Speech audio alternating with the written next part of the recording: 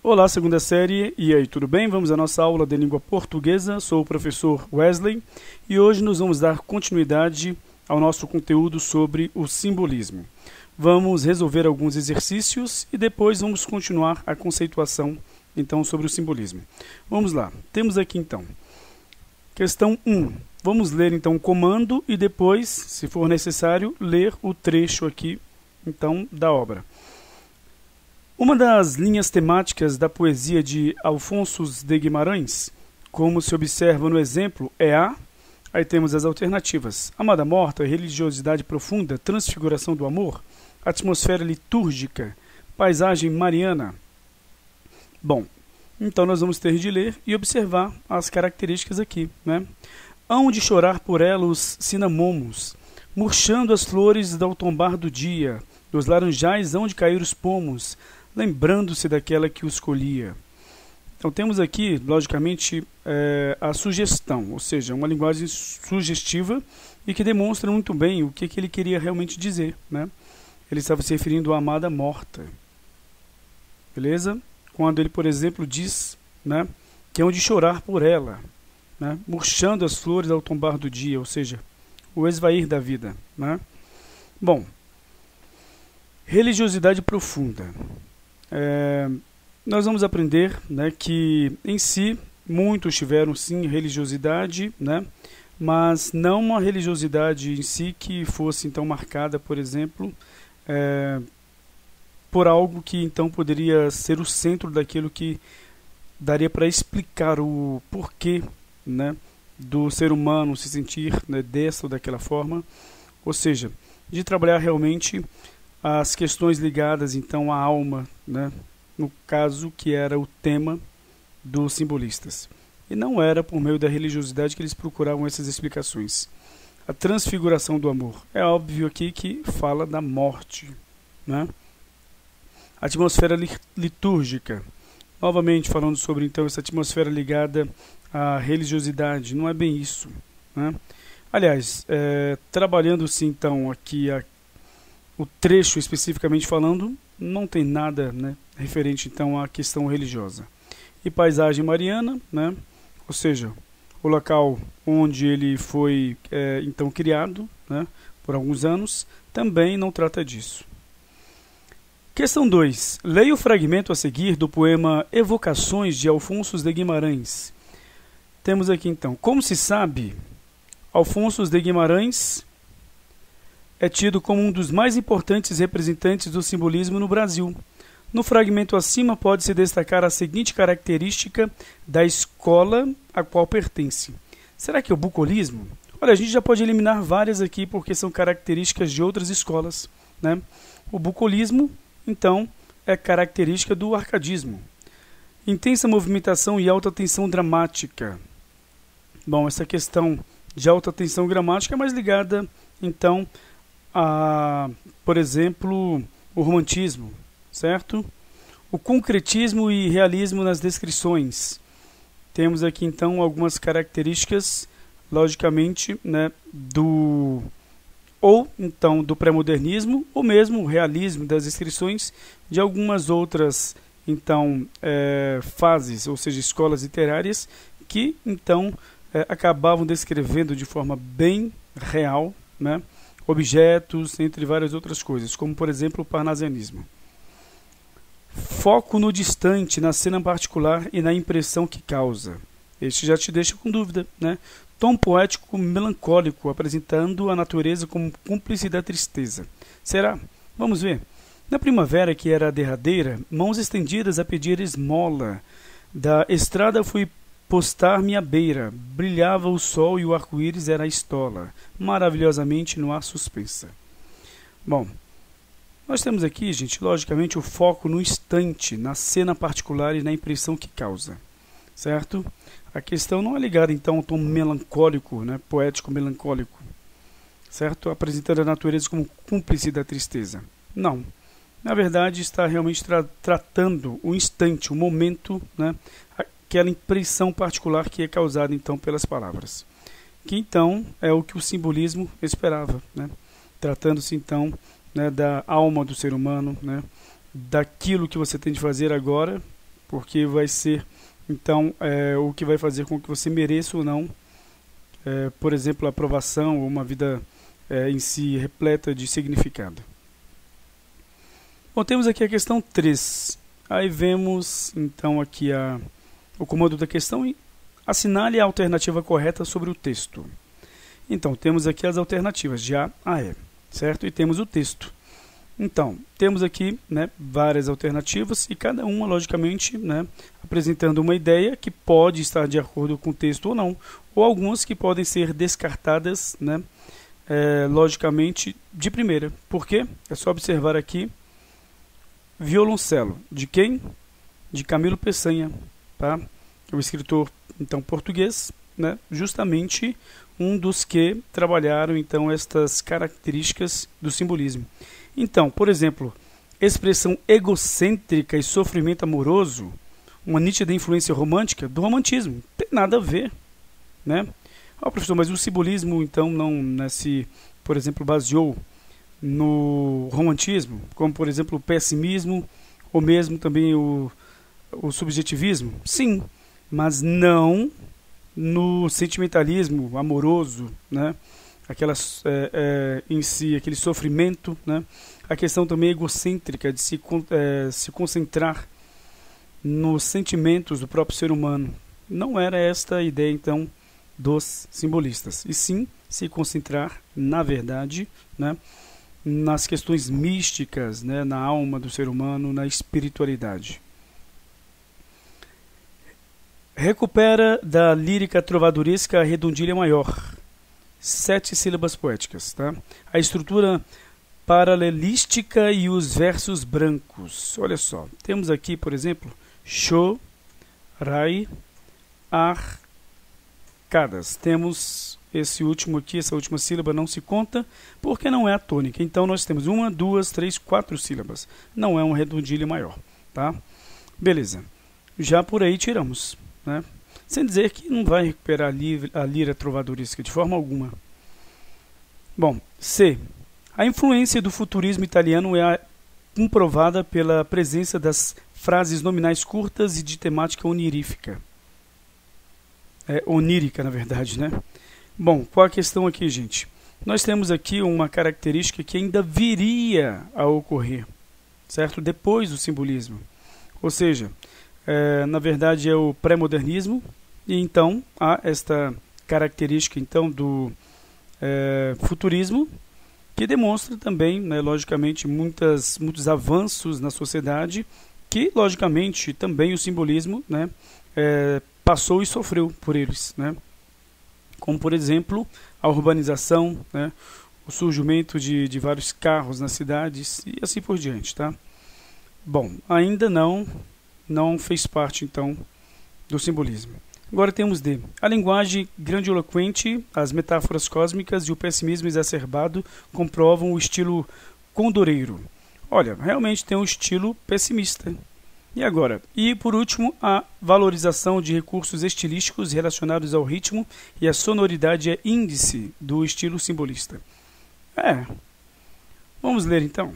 Temos aqui.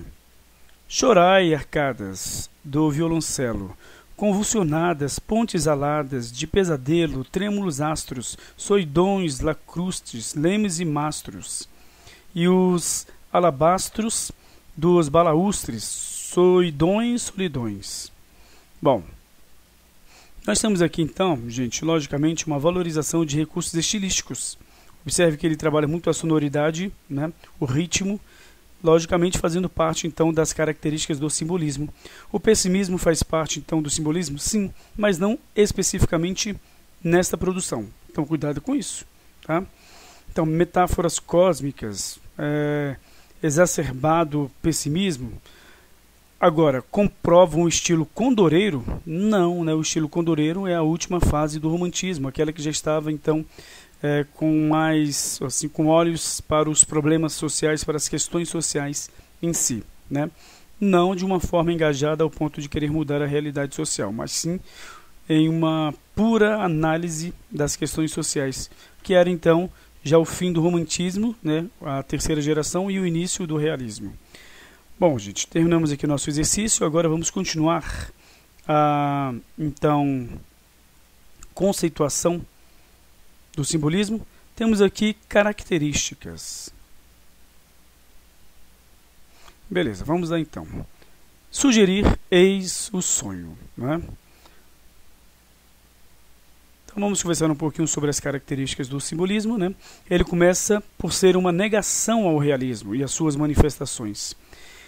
De fato, a nova estética nega o cientificismo, o materialismo, o racionalismo, valorizando então, olha só, as manifestações da metafísica e as manifestações espirituais, certo? Então, é logicamente a negação ao naturalismo e também ao parnasianismo. Por quê? Porque são escolas que todas tiveram características muito próximas, o realismo, o naturalismo e também o parnasianismo. O parnasianismo sendo basicamente uma poesia, né, ou seja, as produções em poesia do realismo, certo? Bom, vamos lá. A realidade objetiva não mais interessa, que então foi uma estética trabalhada por essas três anteriores, né? Então, escolas literárias, né? O realismo, o naturalismo e o parnasianismo. E assim, logicamente, o homem ele volta-se para uma realidade subjetiva, retornando lá ao romantismo, tá? O eu agora passa a ser o universo, mas não aquele sentimentaloide piegas do romantismo. Os simbolistas, na verdade, vão em busca da essência do ser humano e não nos seus sentimentos, tá, pessoais, a valorização de uma pessoa especificamente falando. Aquilo que ele tem de mais profundo e comum com todos, a alma. Então, é isto aqui que no caso, simbolista trabalha, tá? Para quem acredita. Então tá aí. Daí vem a sublimação, né, tão procurada pelos simbolistas, a oposição entre a matéria e o espírito, a purificação, né, no qual o espírito atinge as regiões etéreas, o espaço infinito, certo? Então, em última análise, a oposição entre o corpo e a alma, com a liberação da alma só conseguida ao se romperem as correntes que aprisionam, então, a alma ao corpo, ou seja, com a morte. Inclusive, temos aqui, para vocês então entenderem essa característica, né, que eles queriam trabalhar então este tema, a alma, né, a espiritualidade, as questões ligadas então ao íntimo do ser humano, né, ao subjetivismo, mas este íntimo ligado então a sua essência como si, e não em si os seus simples sentimentos. Temos aqui cárcere das almas. Toda a alma no cárcere anda presa, soluçando nas trevas entre as grades, do calabouço olhando imensidades, mares, estrelas, tardes, natureza. Tudo se veste de uma igual grandeza, quando a alma entre grilhões as liberdades, sonha e sonhando as imortalidades, rasga no etéreo espaço da pureza. Ó almas presas, mudas e fechadas, nas prisões colossais e abandonadas, da dor no calabouço atroz, funéreo. Nesses silêncios solitários graves, que chaveiro do céu possui as chaves para abrir-vos as portas do mistério? Então temos aqui Cruz e Souza, né, o maior representante do simbolismo aqui no Brasil. Beleza? Então, como consequência desse subjetivismo, né, da valorização do inconsciente e do subconsciente, dos estados da alma, da busca do vago, do diáfano, do sonho e da loucura, o simbolismo ele desenvolve uma linguagem carregada de símbolos, né, ou tropos, que são tipos especiais de figuras de linguagem, tá, que então trabalha, né, o desvio, a mudança de significado de uma palavra ou expressão. Por quê? Porque o simbolista trabalhava com a sugestão, certo? Ou seja, havia sugestão nas suas obras e não, né, se dizia, vamos dizer, bem de forma direta, concreta, aquilo que realmente queria, né, ser passado pelas suas palavras. Então é uma clara oposição à literatura de linguagem mais seca e impessoal, que eu acabei de falar, não é? Por isso que eles trabalham a musicalidade, né, sendo uma das características mais fortes desta mais fortes, né, desta estética simbolista, né, segundo o ensinamento de um dos mestres do simbolismo francês, né, Paul Verlaine, que em seu poema intitulado então Arte Poética, ele afirmou a música acima de tudo, tá? Ao se produzir então conforme a estética simbolista.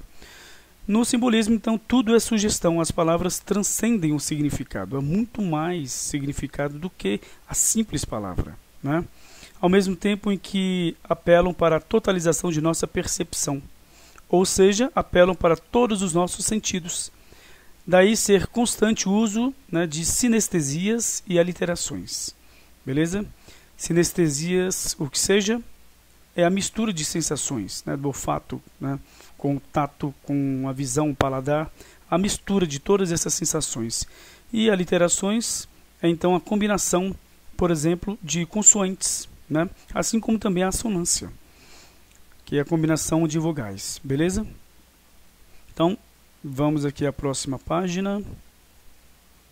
E temos aqui algumas aliterações, por exemplo, né? Por exemplo, então, consiste na repetição de fonemas para sugerir um som. Difere da onomatopeia na medida em que esta é a imitação do som. A aliteração é a sugestão. Exemplos. A brisa do Brasil beija a balança. Castro Alves, navio negreiro. Como eu bato batucada, Beto bate bola. Eita, amor morto, motor da saudade. Aí temos aqui. Pedro, pedreiro, penseiro, esperando o trem. Que já vem, que já vem, que já vem. Temos toda gente homenageia Januária na janela. Até o mar faz maré cheia para chegar mais perto dela. Então, temos todas essas combinações de então, fonemas, né, para causar esses efeitos. E alguns trabalharam muito bem realmente, né? E temos aqui ainda, né, mais características como, logicamente, a aliteração e a sinestesia. Vamos lá. Quando Ismália enlouqueceu, pôs-se na torre a sonhar. Viu uma lua no céu, viu outra lua no mar. No sonho em que se perdeu, banhou-se toda em luar. Queria subir ao céu, queria descer ao mar. E, no desvario seu, na torre pôs-se a cantar. Estava perto do céu, estava longe do mar. E como um anjo pendeu as asas para voar, queria a lua do céu, queria a lua do mar. As asas que Deus lhe deu reflaram de par em par. Sua alma subiu ao céu, seu corpo desceu ao mar. Morreu. Então, Guimarães, né, ou seja, Afonso de Guimarães, né, então trabalhando aqui, logicamente, muitas características do simbolismo, né, trazendo a sugestão, trazendo então combinação de palavras, né, trazendo então sensações, né, ou seja, sinestesia, ou seja, fazendo uso de todas as características então do simbolismo. Certinho? Bom. Aí nós vamos começar então a estudar justamente a produção literária com Cruz e Souza. Beleza? Na próxima aula. Nesta ainda nós não vamos dar início. Bom, vamos somente observar mais uma situação importante aqui. Referente então à sinestesia. Olha só. É a relação subjetiva que se estabelece espontaneamente entre uma percepção e outra que pertença ao domínio de um sentido diferente. Por exemplo, um perfume que evoca uma cor, então o olfato que evoca um dado, né, que se remete à visão, um som que evoca uma imagem, então ligado a, no caso, audição, mas a também visão. E temos um exemplo aqui, né? Avista-se o grito, avista-se o grito das aranhas. João Guimarães Rosa, né? Tem cheiro, a luz tem cheiro. Amanhã nasce. Então, ó sonora, a audição colorida do aroma, certo? Então temos todas essas estratégias, né? Então todas essas figuras de linguagem que são trabalhadas, né, pelos então autores do simbolismo, e tudo com a intenção, então, de trazer a sugestão, de deixar, né, com que as sensações, com que, então, muito mais seja dito do que as simples palavras, certo? Então, fazendo com que as pessoas realmente, né, tenham uma percepção que seja ligada, então, aos sentidos. E isso, logicamente, é alcançado por meio das palavras, mas por meio de estratégias, né, que levam então a que simples palavras possam, né, mobilizar estes sentidos no leitor. Então, realmente, no caso, o poeta simbolista sabia trabalhar muito bem, né, estas características. Então, beleza, vamos ficar por aqui. Na próxima aula nós vamos corrigir um pequeno exercício que eu enviarei novamente e vamos dar continuidade, então, estudando Cruz e Souza. Então, até lá, tchau, tchau, gente.